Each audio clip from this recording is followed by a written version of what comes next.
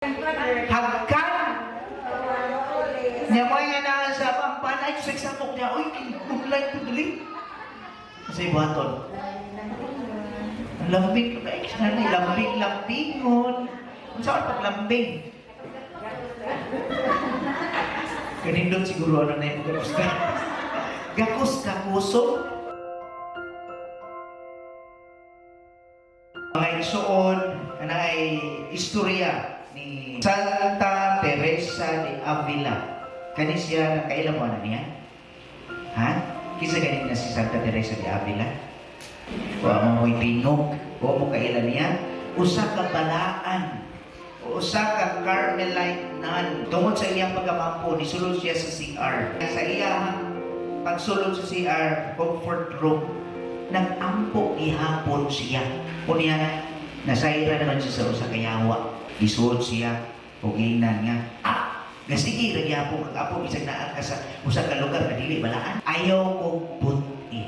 Kaya ang tanan nga mugawas sa akong bakba para sa Ginoo. Ug ang tanan nga mugawas sa akong luyo para nimo. Mga igsoon, unsa di ay kaimportante ang pag-ampo. Karong adlaw, karong Domingguha, isaulog sa simbahan, Grandparents Day. So sa atong mga grandparents, lula, lolo, adi-adi ni, i-greet na nato sila. O lapit na sa mga elderly. So, gini atong ihalag nga misa alang kaninyo.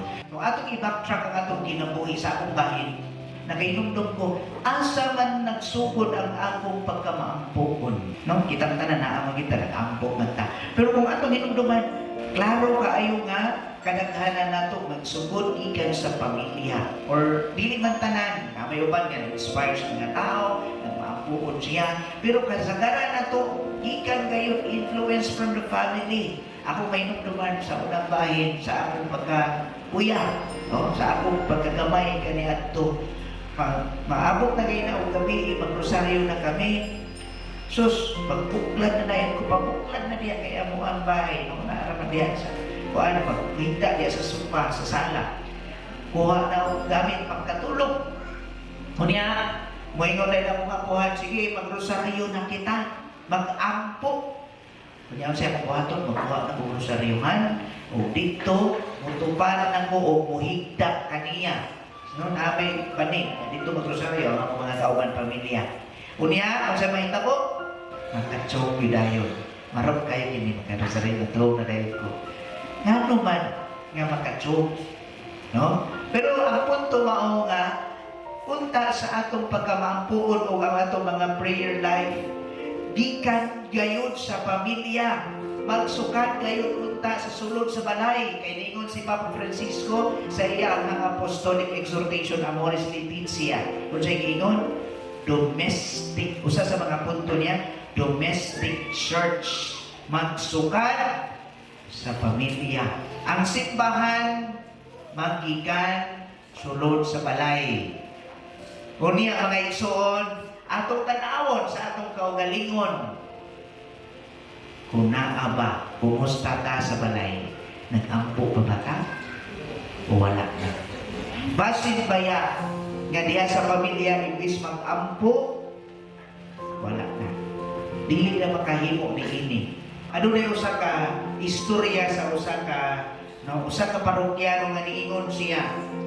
Nga naman, nga sa akong bahin, pila na ko katuig sigig simba. No, pila ko katuig sigig simba, siguro mga di na maihap. Dili na maihap ang Domingo or ang Santos nga misa na akong gitambungan. Dili na maihap, pero the question is, sa kadaghan, na ba kay mahinumduman na pulong sa Ginoo? O na ba kay mahinumduman nga pagpalawog o reflection nga gihatag sa usa ka pari nga nakapatandog kanimo? Ingon siya, wala ko'y mahinumduman. Kausik, walay gamit, meaning to say, why gamit ang imong pagtambong sa Santos nga Misa? Why gamit ang pari? Sayang lang ang iyang pagwali kung wag kini gamit. O ako'y magutang na sa inyo ang bahin. Kamu pag yung mga naunga, o yun eh. mga maampuon o sigig simba. Just to check you, pila ka ebanghelyo ang imong mas hinumduman o mahibaw-an diya na imong ipuy-an sa imong kinabuhi. Dagan kaayo, di maihap.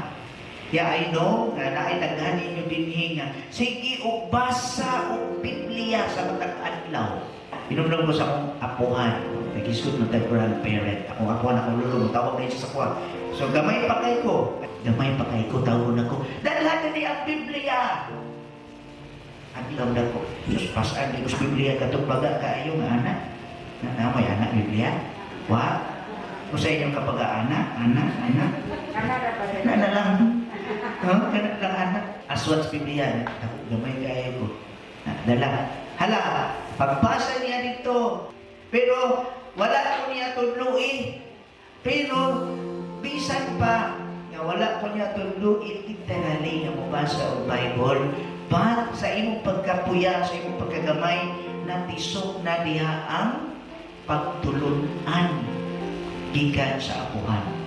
Maggikan sa balay ang atong pagtulunan. Simbahan ana asulod sa balay matod pa ni Papa Francisco. So dito maugad to. Wala ko tuloy apan naay mga orientation, naay mga practices within the family nga maoy namatan pangutana karon nga panahon, karon nga generation. Naapa ba na? Naapay pa rin daghang nagpabilin, anak? Naapa ba'y magdungan ng pag-ampo? Naapa ba'y magdungan ng rosaryo? Wala na. Naanamay lang yung pamilya, pero sa laing pamilya, ang inyong mga anak magpadayon mag-ampo. Naapa ba? Gihapon ang hiyas o ang pagpaningkamon nga mag-ampo o nakaingon ba nga importante yun ay mag-ampo dili. Ang Ginoo magkani nag-ampo. Ang atong langit nung inahan nga walay sa mag-ampo magganit siya. No? Kung sa banda ay ang gamit sa atong pag-ampo, usas ka spiritual writer na hinon nga ang pag-ampo, it is a way of our communication with God. Kaya kung walay communication, walay relasyon. Ikaw kuno, ikaw karon nga diha sa pamilya o di pa ka magtiayon o diha sa imong mga anak. Kung wala mo'y panag-istoryahay, okay pa mo? Dili. Di lang ganyan ko tingog ang asawa sa bana. Klaro ka ay lalis dyan ni nani. Why tingugay? Pasabot? Bikil. Maghihilog na lang. Pero sa'y buhaton sa asawa. Kung ganahan sa away dito, lalis dyan. May nakamaminyo, di ba? Yung makarelate ani. Yung dahil na asawa. So, naging ko takda. Kanawa, sige cellphone. Sige kanaan sa iyang cellphone. Sige tanaw sa online sabong. O di ba ka, sige MN. Kung yan sa ikuhaton sa asawa. Sa ikong asawa din eh. Kung sa inyong sikreto, or sa inyong teknik, aron matagad sa bana. Sulti mo, kaya wala ko kabalog saon. Hagkan! Niya mo nga na sa pampanay, sagsapok niya, uy, kinulay ko dali. Kasi buhaton. Lambing ka kayo, lambing-lambingon. Saan paglambing? Kanindot siguro ano na yung gakos-gakuso. Ayaw magakos-gakos pa kay ligo. Ha? Pasagway kaligo. Ang buhaton, maligo, magpahumot. Kunya, paduol-duol, magpadudi. Diba? Okay, kunin mo na eh. Kunya, kay sige man sabisin man kayo si Simon sa ako. May cellphone. May cellphone. Maayong kahit nanay. Maayong juga, hindi mo diskarte na eh. So, mauna po. Kung walay himuon, kinahanglan doon na kayo yung way of communication. Mangita kag paagi kung ikaw asawa para matagad sa imong bana. Di ba, muhamyo, mo diskarte ka, mangita style, technique. Sama ka na sa atong ebanghelyo. Nangayo o? Tara nakatubag. Kaya rin, nangayo o tabang, nangayo o? O sige, pangayo. Pan. Kung namati, uy. Nangayo o pan. Kaya namin bisita. Wala, tungang gabi, wala andam sa amo. Kaya kami pagkaon. Gihatagan, wala. At first, wala gihatagan tungod sa mga rason nga gabi na sa mukan mo, uy. Gabi na, nagatulong na ako mga anak. Sabok, saba. Kinsa man na nga image. Apo. Diba? Kita. Unya, kung siya gibuhat sa nangayo nga silingan, nahatagan siya tungod kay nagpabaga, tuktok yung mayo, hangyog yun, nagpakiluoy. So, ang nanghatag ng bugos nga dili kinasing-kasing. Kinsa na? Ikaw murahan, kita. The usual thing atong ginahimo. Kunya mag-ampo ta, amahan na mo, maanang ka sa mga langit, nagsimba ko matag Domingo, mayo ka ayon ko. Kunya, kung pangayuan, kung dito sa sulangan, mangayo o buwan, danggit, naghan mo na kaya din eh. Ito pangayo, kay mga langit danggit ko. Why we pray, dari sa inyo sa biyas mo sa inaan, balinggitan, bilang kilos balinggitan, hindi na panghatag. Ha? Kalisod. Pero kung ikaw apli sa imong kasing-kasing, mag-unsa man ang imong pag-ampo kung walay resultas buhat. Mo na giingon sa atong istorya kaganihan. Walay gamit ang ako pagsigma kay balik-balik ra, rutinary, balik-balik ang misa, ang gospel, balik-balik ang sa pare maura. Wa ko'y nakuha. Wa'y nakuha na nga. Walay makuha kung dili nimo puy-an ang imong nadungog. So you assess yourself now. Kapila naman ko simba. Sa usa ka tuig, kapila ka mo simba. Kung kadaghan ang pangutana, nadungog pa nimo tinuuray nga imong gipatiklong sa imong kasing-kasing o nagresult ang maayong buhat. Ikaw ay nakatubag niya na. So dili usik ang grasya sa Ginoo ipadagayday niya sa matag adlaw. So when we pray, ngano nga dili tubagon? Itubag ba ang atong mga pag-ampo? Dili. Sorry. Itubag na ay sige mayon ay mo ba? Okay, itubag yun. Pero dili tanan. Dili karon dayon.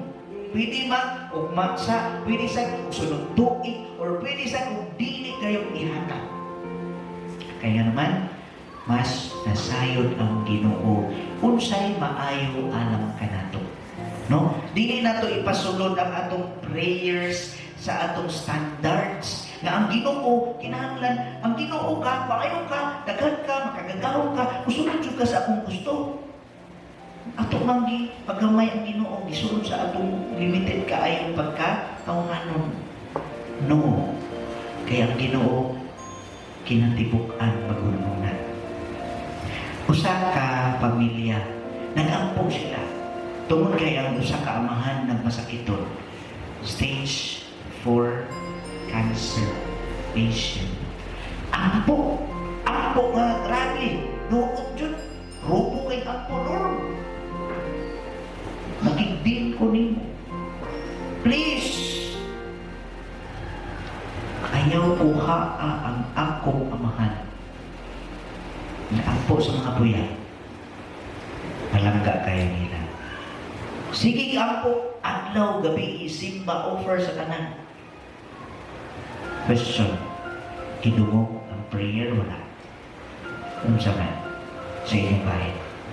Kung kamoy nag-ampo ni anak, kung sa'y klarong tubag, wala ta ka sigurado kung unsay tubag sa Ginoo. Pero sa maong istorya,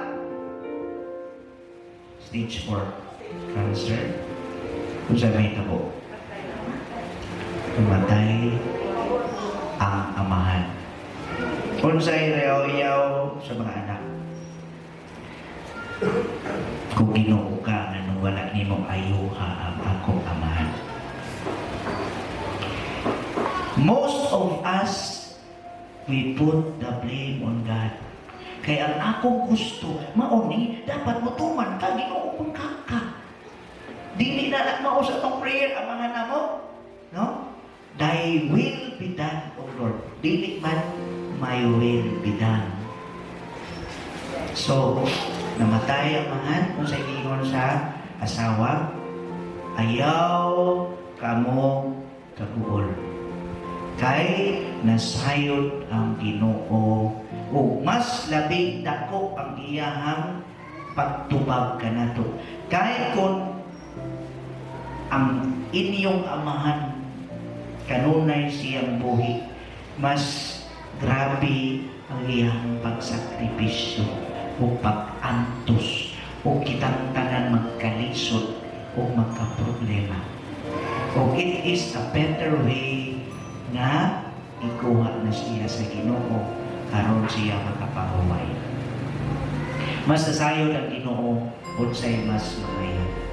Busa sa atong pag-ampo, dunggon ka man o dili, anaa ang grasya sa Ginoo. Anuna, anaa kanunay ang pagtubag niya. Kaso lang, kung dili kayo ta in touch, wala kitay communication, wala kitay prayer life, how can we know that there is God? Busy kanunay diha sa matag adlaw.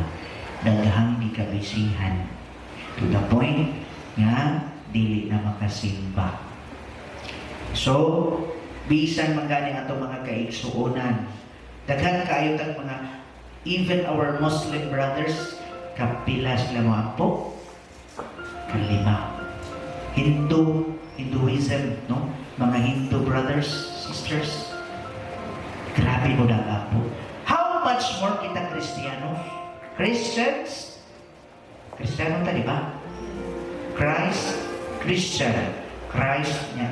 Kung sa isumpay, I am nothing kung walay Ginoo. Kunya, usalay makalimot ka nga daw kita maoy naa sa tanan.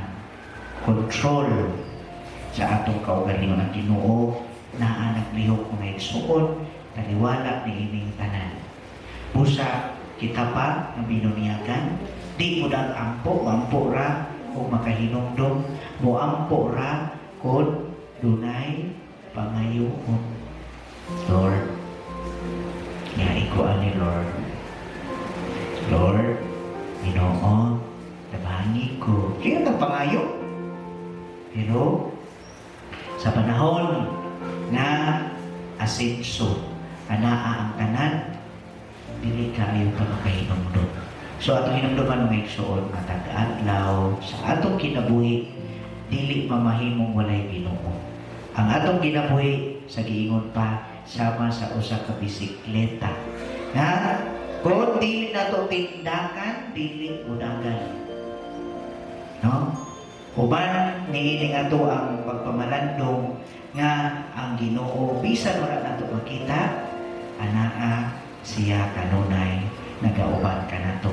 And it is very important for us to keep praying and praying every day of our lives.